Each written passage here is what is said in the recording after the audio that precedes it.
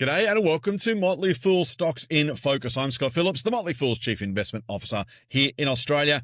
And Stocks in Focus is where we pull the curtain back a little bit and give you our analysts' views on some of the maybe widely owned, topical in the news, simply companies we think you might like to know about. And of course, we do this on both YouTube and the Motley Fool Money podcast feed. You're either watching that right now on YouTube, maybe you're listening on the podcast feed, wherever you are, wherever you're consuming this particular piece of content. Thank you for being with us. And by us, of course, to me and, of course, Darius Zarghami. Darius, g'day. G'day, Scott. How you going? Mate, I'm very well, thank you. Hope you are too. Mate, before we kick off, a quick boilerplate reminder to anybody listening or watching. This is general advice only. The Motley Fool doesn't provide personal advice. What's the difference? We can't say you should do this thing.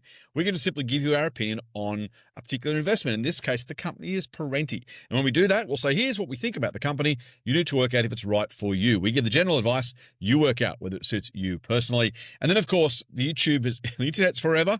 Podcast feeds probably are too. So we're doing this at a point in time, towards the end of September 2025. If you're watching this subsequently, anything could have and probably has changed. So please keep that in mind as we go. I guess the last one, this is not a formal recommendation. I'm going to ask Darius about the business, give us the pros and the cons. I will ask him whether he thinks it's going to be a market beater or not, but this is not a formal recommendation. We have formal recommendations. We do a Motley Fool Stock of the Month on YouTube once a month. You can get that for free. And the Motley Fool's got a heap of other opportunities for you to be part of as well. All right, Darius, with that out of the way, mate, let's talk about Perenti. It's probably a company most people haven't heard of, I'd suspect. Code is PRN on the ASX. Would you mind telling us what it does, please? Yeah, so Perenti, it hasn't been Perenti forever. It was actually Ausdrill up until 2019, I think it was. It was founded in the 1980s, but it's actually really grown into one of the largest diversified mining services companies in the world that's capable of offering both surface and underground mining solutions at scale. It's got experience, I mean, while it's still kind of hidden and unknown to some extent, I guess, just because of its operations, I guess, it's worked on some of the biggest projects in the world, and it has more than 10,000 employees who operate out of about 12 different countries. Yeah. It's got very solid exposure to gold. Most of its operations are actually in the gold mining sector. Most of its operations, again, are in underground mining, which is an area where it has a real deep speciality. Yeah. But Perenti as a business, it operates through three distinct service lines. Its largest one is contract mining. So here, basically, the company earns about 72% of its revenue, 75% of its EBITDA. So it's very much its largest segment. But it basically provides, as the name suggests, all of these service lines are going to be pretty much, as the name suggests, underground contract mining services. Yep. It's got a strong history of delivering in Australia, Africa, North America. And this segment actually includes its Barman Co business, which it acquired, I think, back in 2022, if I remember correctly. And this is one of the world's largest hard rock underground mining services companies. It's a massive company, or a massive segment for the company. Yeah. Then there's African underground mining services. That one does, again, as the name suggests, it's specialist yep. underground contract mining services for Africa. Then there's African mining services, which is again, African mining services. It's kind of as the name suggests. But yeah. The last one might shock you. It's called Aureology. But it's a specialist mine planning and mining technical consultancy business. So that's the contract mining segment in a nutshell.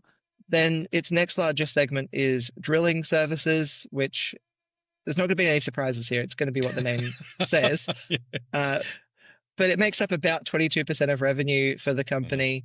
They've got about 300 rigs, which is a really, really good scale of number of rigs. And this segment, just like the contract mining segment, it operates through a number of really highly reputable businesses in the industry. So there's names like DDH, One, Ausdrill, Swick Mining, Ranger Drilling. I will say maybe these names mean a lot more to me because I'm a shareholder, but I'm pretty sure these are all very reputable and highly well-known names. Just to go back to what I mentioned earlier about Ausdrill. So Perenti used to be called Ausdrill Yeah. up until about 2019, and that's actually when they made that Barman Co acquisition. And with that, they changed their name and changed their operations a little bit into that contract mining and drilling services sort of segment. Yeah. But each of these businesses provides specialist drilling services. It covers the whole mining cycle, the whole life cycle of a mine, from exploration through to production. So it's specialized, but it's also very broad in its application.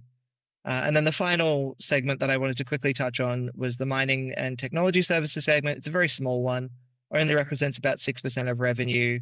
And this is really another specialized portfolio of businesses that are just aiming to add value and technical expertise to the mining cycle. It's things like procurement, supply of equipment, maintenance and servicing, all those sort of things that a mining company might need to have. Yeah. Perenti can kind of provide those. But again, it's only a very small segment. Its bread and butter is that contract mining services, it's drilling services. One thing I forgot to mention it before. Perenti operates predominantly in Australia. So about 50% of its revenue actually comes from Australia, 25% comes from Africa, and then there's the remainder that comes from North and South America and Asia as well. But yeah, these are Perenti's businesses in a nutshell, really. It's kind of both very concentrated and incredibly diverse. Think about the geographic diversification, Yeah. the minerals. It's obviously providing its services for, I assume, a range of customers as well. So on one hand, concentrated just in a single sector, but then almost every company is, but actually more diverse than I knew about, actually. So I'm glad you took us through it. Also, thanks for sharing the fact you are a shareholder. We like to do those sort of things. We disclose those at the Motley Fool. Why? Because we figure you should know. We try our level best not to let it influence our recommendations, our thoughts, our analyses, but you should know so you can make that decision. Darius, speaking of which, you are a shareholder, so I assume you know the pros pretty well. But for our viewers and listeners, what are some of the best parts of the investment case? Talk about the business. Let's talk about the investment case itself. Why should our viewers and listeners consider looking at Perenti? Yeah, I think one of Perenti's main competitive advantage is its scale and the deep mining expertise that comes with that. It's developed this over a number of decades in operation. It's one of the largest mining services companies in Australia and a top player globally. And what that means is it can really leverage those economies of scale, whether it's in procurement, equipment fleets, talent, all those different areas. The company also has a really broad service portfolio, of course, spanning contract mining, drilling, support services. And I think that enables it to really offer an end-to-end mining. It offers end-to-end mining services across the life cycle, across all like you said, a very broad offering that can cover and enable it to tender for a lot more work. But while it has that scale, it also has a really deep specialization. It's capable of tackling some incredibly complex mining projects. Through its Barman Co acquisition in 2019, they've perfected something called high-speed decline development. And this means they can offer really efficient underground trucking methods. It gives them a productivity edge over rivals that might use the more traditional sort of hoist and that sort of method. Mm-hmm. And within mining drilling, those specialized businesses, DDH1, Ranger Drilling, and the third one is alluding, Swick Mining. They're able to undertake some really highly complex drilling techniques, and that's really why Perenti acquired those businesses. I was actually not originally a shareholder of Perenti. I was originally a shareholder of Swick Mining Services some years ago, and then Swick was taken over by DDH1, and then Perenti took over DDH1, and so I got, but I was a big fan of Swick Mining back in the day because they had that specialized drilling services. Right. And I was still a fan of DDH1 because, again, they had very, very specialized drilling services on their own. And I think Perenti's made a great acquisition in DDH1 because it's added to its drilling services portfolio, and it's able to offer things like drill and blast, grade control, deep hole drilling, diamond core drilling, air core, reverse circulation, all of these things that a certain niche providers wouldn't be able to provide or would only be able to provide one type of drilling. Perenti has a whole portfolio of drilling options available to it. And this segment is a really quickly, fast growing one for it. But that's really only important if there's a big market to play in. Fortunately, mining services is a massive market, massive industry. That goes without saying. Um, but the data does speak to that as well. Some data from Global Market Insights has highlighted that the global contract mining services, that's just the contract mining services, not the drilling, it's valued at about US 20.3 billion. And it's expected to grow at about 5.1% on average through to 2034. So it's going to be growing quickly. It's already a big industry. I think those trends can really continue. Things like urbanization, industrial growth, especially within emerging countries. I think those things will all really lead to a bigger appetite for minerals. And I think that big appetite, hopefully, the ability of these mining companies that have these mines will be not able to grow as quickly as they would like, and that means they'll be increasingly turning to companies like Perenti, specialized contractors who can really provide these solutions as and when they're needed really quickly. Lastly, I'll just quickly touch on what I see ahead for Perenti, the year ahead or the years ahead, I guess. Perenti's guidance for FY26, while its share price jumped quite a bit after its FY25 results, I actually thought its FY26 guidance was quite weak. EBITDA, earnings before interest, tax, and amortization, not the depreciation bit in there.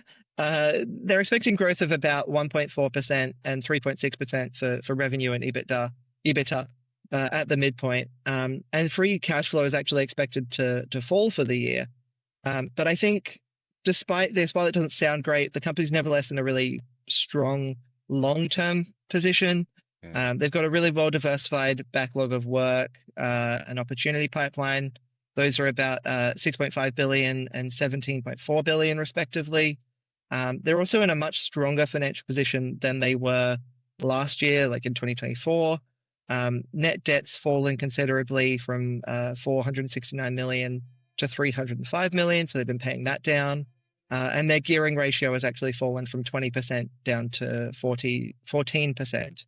I think what that really provides is good support for the company's long-term growth and the company's long-term growth targets, because beyond FY26, into the long term, they're targeting revenue growth of between 5 to 10%, earnings per share growth of greater than revenue growth, and returns on equity of over 10%. But those are just a few of the positives I see for Perenti ahead.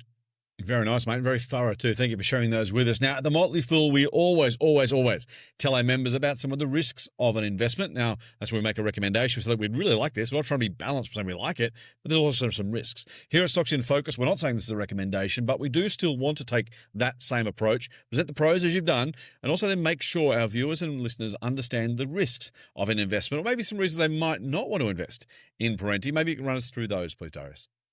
Yeah, I think and this one's probably true of all companies in the mining sector.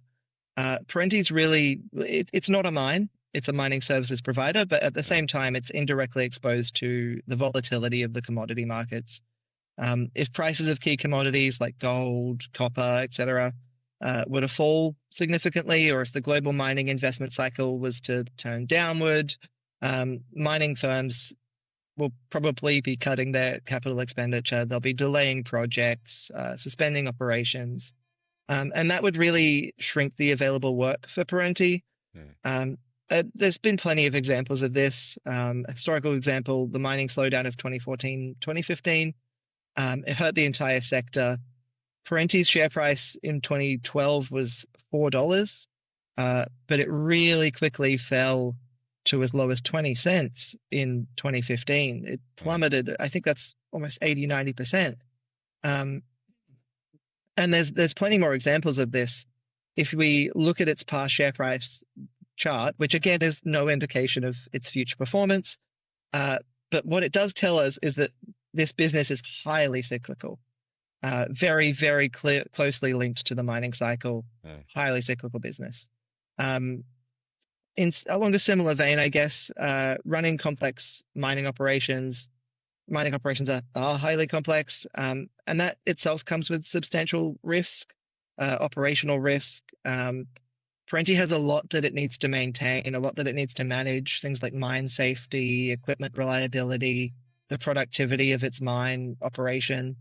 If a project was to encounter technical difficulties, cost overruns, if it didn't achieve the mining rates that the company was expecting to achieve, the financial consequences of this would be probably quite severe. Poor project performance can also result in one-off losses for the company, foregone future revenue. It can hurt relationships with mines. And really, it sounds very simple, like the mining operation being disrupted, but the thing to remember is that mobilizing for a new large contract like this, it requires significant upfront capital. They've got to bring the trucks in. They might even need to buy a new fleet.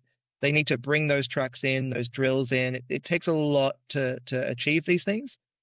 So again, if a company, and the payoff isn't really until after it's all done that they get the money. So really, if a client was to default, or if a contract was terminated early, Perenti could be left stranded with equipment that it can't use, or readily use, or unpaid invoices that would hurt its profits. Along a similar vein to the operational risk is a geopolitical risk, of course. Perenti, as I mentioned before, earns 50% of its revenue in Australia, but it does also operate in a number of other geographies, Africa, Asia, and these really carry a lot of political and security risk with them. In West Africa in particular, the presence of militant insurgencies, political instability, they can all really threaten personnel and operations. And there is, unfortunately, sadly, an example of this. In late 2019, there was an ambush on a convoy in Burkina Faso, and that resulted in the deaths of 19 Perenti employees from its African mining services segment.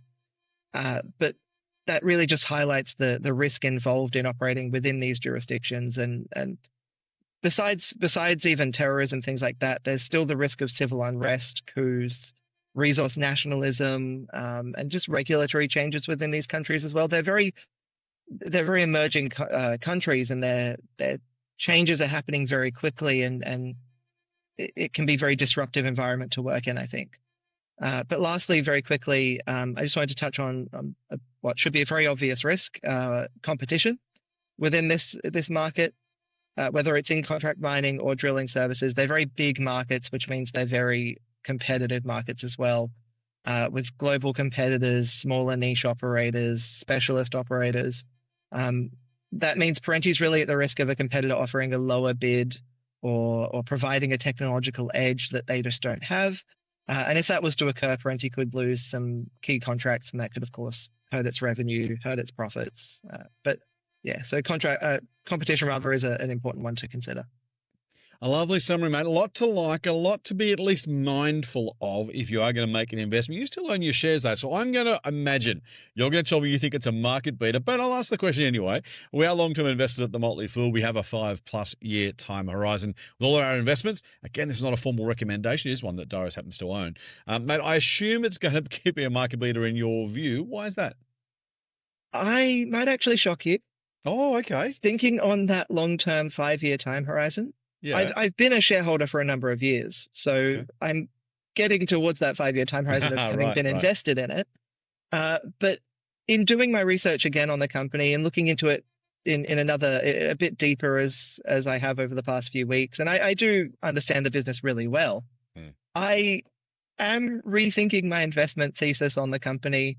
Okay. I think in the near term, there's still opportunity, but I don't invest for the near term. I invest for the long term. I think over the long term, the mining cycle could take a turn, and I think Perenti would be hurt by this. I don't think it's going to be a market beater over the long term. There you go. You surprised me, mate. Well done. Very, very impressive. Good to hear, by the way. A couple of things I want to draw out there, mate. Well, we won't make this too much longer, but firstly, it's always important to reassess your investment thesis. And Darius has done exactly that. So if you're watching and listening to this, make yourself do that with some of the companies in your portfolio. You liked them, you bought them. Do you still like that? Do you still think the future is going to be that bright? I will say, too, just quickly, the Motley Fool's trading policy means that Darius can't take any actions, at least until 2 days, 2 full market days after this one hits the interwebs. Again, why am I telling you this? Because it's important that if you're looking for advice, and again, this is not a sell, by the way, but you should hope that your provider, your advisor, is giving you that advice free from conflict. So if Darius does go through the exercise and kind of goes, you know what? I reckon it is probably worth selling. I'm not so sure about this. He's going to wait at least 2 full market days after this is published, not even recorded. Why? Because it's important that if you like what you see, you want to make a change to your portfolio or do something, buy or sell as a result. We're not front running what we suggest you might think about doing. Again, we're not giving advice in this case, but so the same rules apply. So there you go. Important to make sure your advisor is, frankly, thinking again. I love it. And secondly, doing the right thing and putting you first. We're not perfect at the Motley Fool, but we try really, really, really hard to do those things as well as we possibly can. Hey, Darius, thank you, mate. Thanks for a really thoughtful dissertation on the company, Perenti, PRN. Again, for those who didn't catch it at the top, is the code. Thanks for being with us. Thanks for listening. Thanks for watching, Fools. If you want more from the Motley Fool, do me a favor. Jump over to the Motley Fool Money podcast feed. Subscribe to that one on your favorite podcast player. And then if you're listening on the podcast feed, jump over to YouTube. Like the video, you should, because Darius has done a great job. But also subscribe and hit the notification bell. Why? I say this every time. It's good for my ego. It's good for us. More importantly, if you're liking what we're doing, you'll want to see more stocks in focus. You'll want to see more stocks of the month. We've got a What I've Been Reading out this Sunday. Lots of good stuff. We've got a Motley Fool TV coming up next week if you're watching this in roughly real time. So subscribe to the channel, hit the notification bell so we'll let you know, or YouTube will let you know anyway, when these things are due to come out so you don't miss a thing, in the famous words of the Goo Goo Dolls song. All right, that's it from me. Until next time, Fool on.